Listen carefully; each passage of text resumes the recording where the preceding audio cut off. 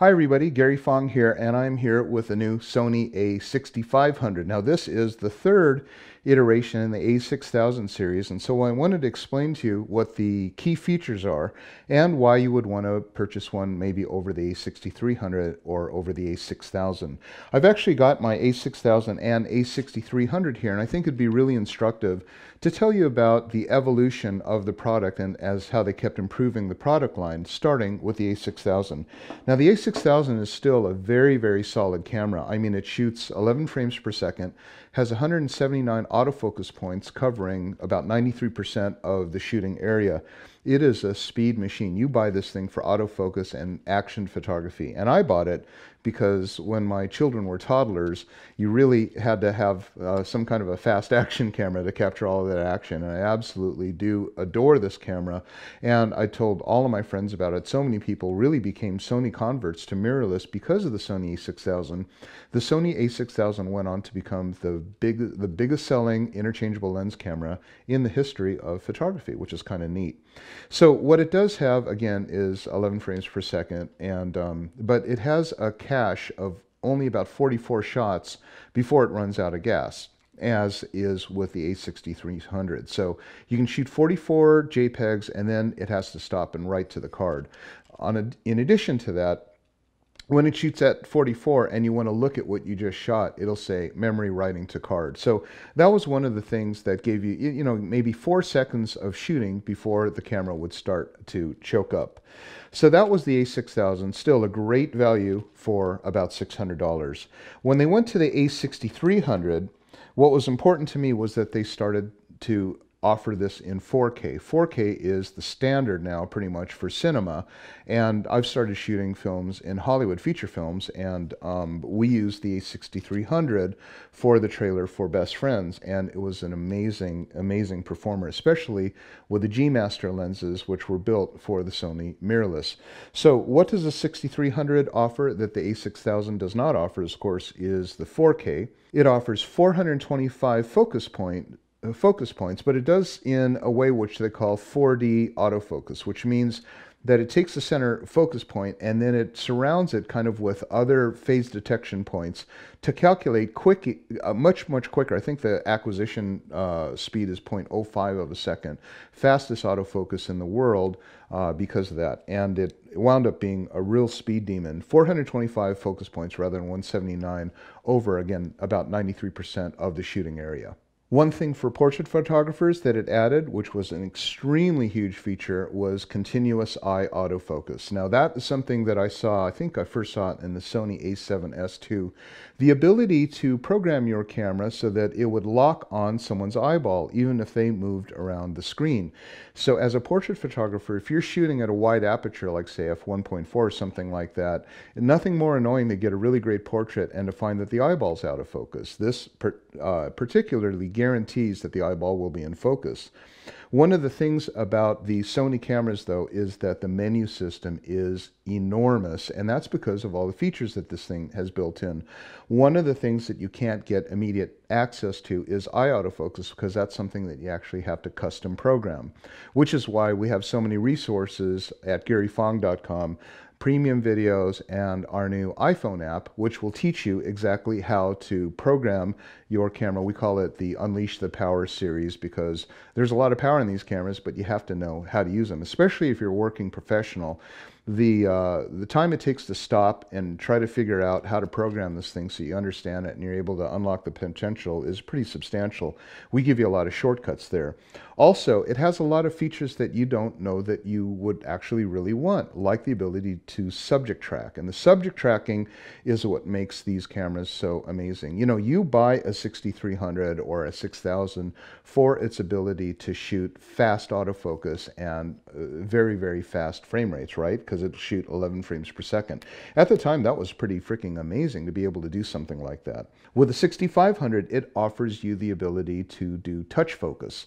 And touch focus is really cool for when you're shooting cinema by simply using your thumb and choosing which subject you want to focus on. And once it focuses on that subject, it literally will track only that subject. So that's really a cool innovation, something that a lot of people probably don't know how to use. And the way you would do that is you would flip the LCD screen back just 45-degree angle, use your right hand to dictate the shooting, and your left hand to do the pointing and picturing.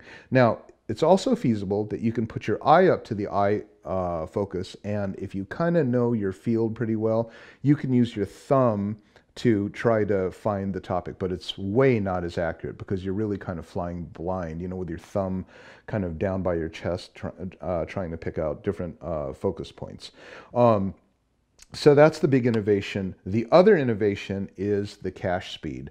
The cache on this will now shoot 300 frames rather than just 44. So, for example, I'll show you what that sounds like. We'll just go here to continuous shooting high, and I'll just let you listen to what it sounds like to go 300 shots without stopping.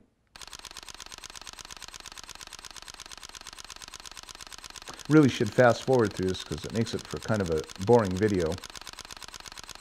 So this would be, you're shooting a horse race. This is 11 frames per second. It's still firing,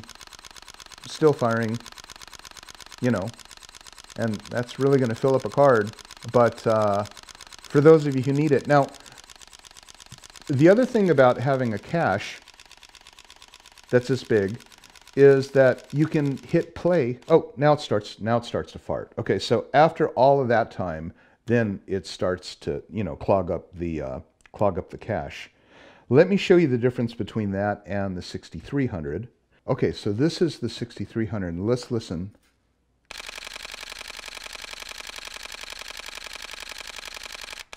And now it starts to jam up, see? And during that time, if you were to hit play, it'll say, still recording the card, so it wouldn't be able to let you play. That's the big difference between that and this. The third major difference between the 6500 and the 6300 is 5-axis stabilization. With 5-axis stabilization, you have the ability to control your left, right, up and down, and what they call your pitch and yaw. So there's a little kind of a gyro inside the sensor that allows the camera to do Steadicam. And it's quite impressive. I mean, the test that we've done with the stabilization has been really remarkable.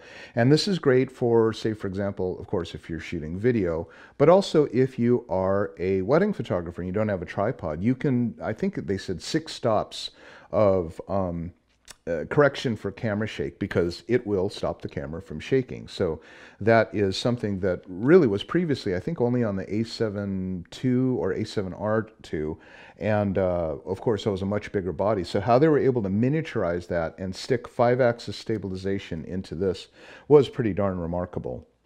Anyway, so that is the difference between the a6000, the 6300, and the 6500.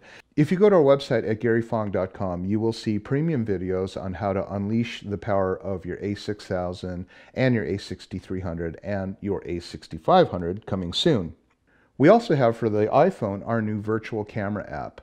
And this is a really cool app because it shows you the camera, the back of the camera, and it shows you all the different menus. And so you can just go ahead and scroll and select any of the different options. And what it'll do is it'll play a video of what that option does. So it's kind of like having me as your instructor literally showing you what the camera does, and it's super handy because it's on the iPhone app. So a lot of things that we have for, especially for Sony, we have this really great custom white balance calibration tool. And for those of you who shoot Sony, understand why the half dome is a brilliant concept, because the Sony measures in a tight little circle. And lastly, we have our new flash panel.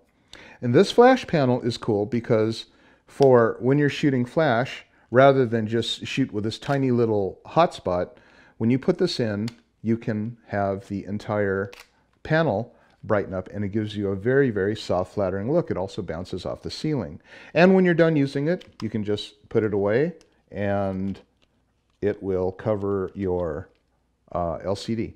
So it's kind of a cool, very inexpensive little tool for those of us who are in love with Sony Alpha 6000 line. Anyway, thanks for watching. This is Gary Fong. Make sure to subscribe to my YouTube channel and go to garyfong.com for the greatest and latest in teaching you how to unleash the power of your camera and your photography. Thanks for watching.